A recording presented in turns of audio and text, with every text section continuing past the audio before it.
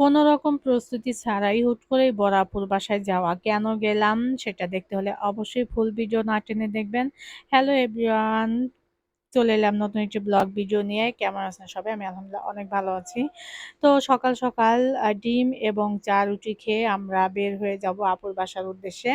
এবং আপুর বাসায় গেলে আমার কাজই হচ্ছে কিন্তু শুরুতেই আমি আপুর বাসায় সুন্দর ময়না পাখির সাথে কথা না বলে আমার ভালোই লাগে না। চলুন একটু শুনে নিই। ময়না, ময়না,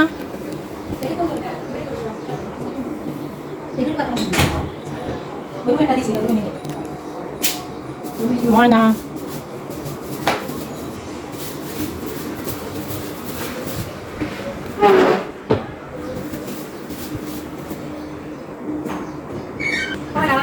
ময়না, ময়না, ময়না, বলো সাফা, সাফা, সাফা কই সাফা? তো আপুর বাসার ময়নাটা কিন্তু অনেক কথা বলে, কিন্তু মানুষ দেখলেও চুপ হয়ে যায়। অনেক ট্রাই করলাম কিছু কথা শোনানোর জন্য, কিন্তু হয়নি।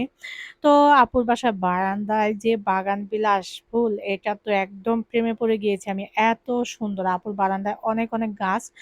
তো সব গাছগুলো আমি দেখি, যারা আমার ভিডিও নিয়মিত দেখেন তারা নিশ্চয়ই জানেন যে আমি খুব গাছ প্রিয় মানুষ। গাছ, ফুল, ফল এগুলো আমার খুব ভাল লাগে। সবজি এগুলা কুড়াতে দেখতে খুব ভাল লাগে। তো আমি হচ্ছে বরাপুর বাসায় যে চলে আসছি, আমরা আসার পর বা আসার পথে তেমন কোনো ভিডিও নেওয়া হয়নি। টুকটাক যেহেতু আমরা আজকের দিনটায় থাকবো, তো অনেক ব্যস্ত আপুর সাথে। এবং মূল কথা আমরা যে কারণে হুট করে চলে আসলাম সেটা হচ্ছে আমার বড় ভাগ্নি বাঁধন, সুমাইয়া তাজ বাঁধন। ও হচ্ছে কানাডা থেকে আসছে ৪-৫ বছর পর। তো ওর সাথে দেখা করতে চলে আসলাম। যেহেতু শুক্রবার ছাড়া একদম সময় পাওয়া যায় না। তো আমরা সকালে দুপুরের দিকে গিয়েছি।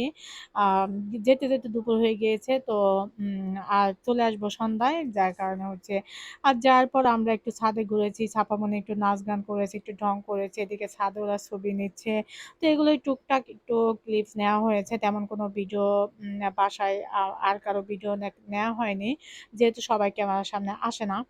তো এই হচ্ছে আমাদের আজকের ভিডিও। আর হচ্ছে ছাদের পাশে যে একটা রুমে পাখি রাখা আছে, অনেক পাখি। আর পাখিগুলোতে খুব কিউট বাচ্চা দিয়েছে মাশাআল্লাহ। এবং সবগুলো হাঁড়িতে কিন্তু ডিম আছে।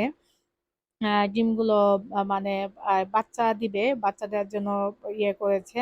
আর প্রচুর পাখি। তো এদিকে সন্ধ্যা হয়ে আসছে, আমাদের যাওয়ার সময়ও হয়েছে। এখন আমরা একটু বিকেলের নাস্তা খাচ্ছি বাচ্চাদের মিলে, আর দেশ থেকে আনা কিছু তালের শাঁস। অনেক বছর পর তৃপ্তি সহকারে তালের শাঁস খেয়েছি। আলহামদুলিল্লাহ সবকিছুর জন্য। এটা বাড়ি থেকে নিয়ে আসছে। বাড়ির জিনিস খেতে আসলে মজাই আলাদা, খুব মজার হয়। তো এই ছিল আমার আজকের ভিডিও। আল্লাহ হাফেজ সবাইকে।